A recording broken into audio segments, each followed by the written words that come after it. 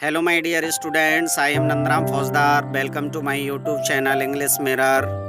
आज की इस वीडियो में हम 12th क्लास की सेकंड बुक पेनरामा की 3rd चैप्टर की सेकंड स्टोरी स्वयंवर के बारे में जानेंगे। इस कहानी को भारतीय लेखिका सुनीति नाम जोशी जी के द्वारा लिखा गया है। यह कहानी उनकी पुस्तक फेमिनिस्ट फेवल से ली गई है। इस कहानी में लेखिका भारतीय महिलाओं की स्वतंत्रता को लेकर अपनी बात रखती हैं और इस तथ्य पर जोर देती हैं कि भारतीय समाज में महिलाओं के लिए पहले से ही कुछ भूमिकाएं निश्चित होती हैं, निर्धारित होती हैं, और यदि वो अपनी निश्चित और निर्धारित भूमिकाओं से थोड़ा सा भी हटकर के स्वतंत्रता की मांग करती हैं या स्वतंत्रता चाहती हैं तो उनके माता पिता व समाज के लोग नाराज हो जाते हैं और उनका विरोध करते हैं। कहानी इस प्रकार प्रारंभ होती है कि एक बार एक छोटी सी राजकुमारी थी जो अपने बचपन से ही सीटी बजाया करती थी। वो सीटी बजाने में निपुण थी, दक्ष थी, विभिन्न आवाज़ों में सीटी बजाया करती थी। एक दिन राजकुमारी की माँ ने उसको बुलाया और समझाया, डोंट विसिल, सीटी मत बजाया करो। लेकिन राजकुमारी तो राजकुमारी थी, उसने अपनी माँ की बात नहीं मानी और सीटी बजाना जारी रखा। फिर एक दिन राजा ने राजकुमारी को बुलाया और कहा, डोंट विसिल, सीटी मत बजाया करो। लेकिन राजकुमारी ने अपने पिता की बात भी नहीं मानी और सीटी बजाती रही। अब वर्षों बीत गए, राजकुमारी छोटी से बड़ी हो गई। अब जब राजकुमारी बड़ी हो गई तो अब वो पहले से भी सुंदर सीटी बजाने लगी और भी मधुर आवाज में सीटी बजाने लगी, विभिन्न आवाजों में सीटी बजाने लगी।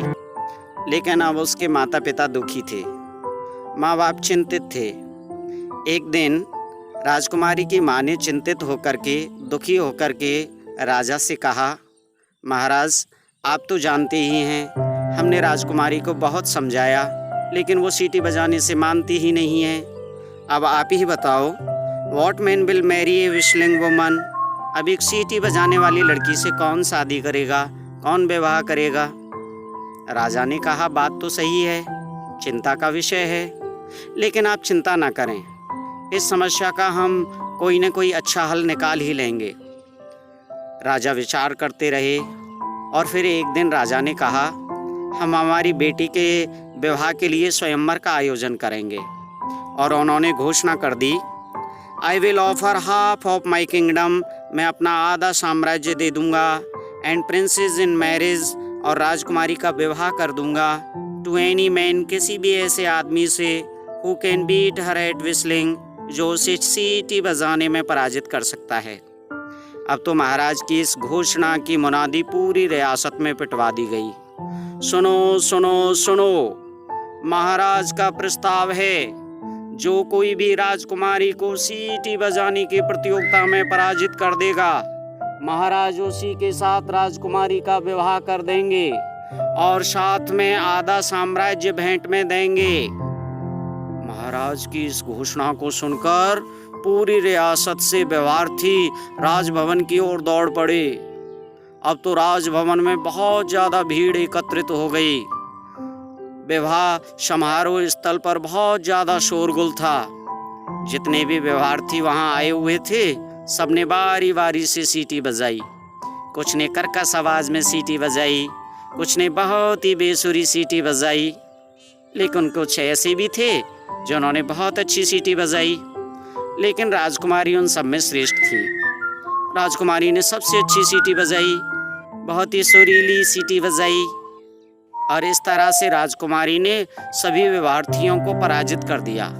जब राजकुमारी ने सबको पराजित कर दिया तो महाराज चिंता में पड़ गए, महाराज चिंतित हो गए। लेकिन जब राजकुमारी ने अपने चिंतित पिता को देखा तो राजकुमारी बोली, पिताजी आप चिंता ना करें, मैं आपकी समस्या का कोई ना कोई हल निकाल लूँगी, आप मुझे एक परीक्षा लेने की अनुमति दें। महाराज ने परीक्षा लेने की अनुमति दे दी। फिर राजकुमारी व्यवहार्थियों की तरफ मुड़ी और पूछा, डू यू एक्नॉलेज, क्या आप स्वीकार करते हैं, that you were beaten Fairlie, कि तुम्हें उचित तरीके से, तुम्हें सही तरीके से पराजित कर दिया गया था? सभी एक साथ चिल्लाए, नो, नहीं, हम स्वीकार नहीं करते हैं, यह आपका कोई जादू था, या आपकी कोई चाल थी? लेकिन उन सभी उपस्थित विद्यार्थियों में से एक ने कहा, यस, हाँ, मैं स्वीकार करता हूँ। आई वॉज बीटन फेयरली, मुझे उचित तरीके से पराजित कर दिया गया था।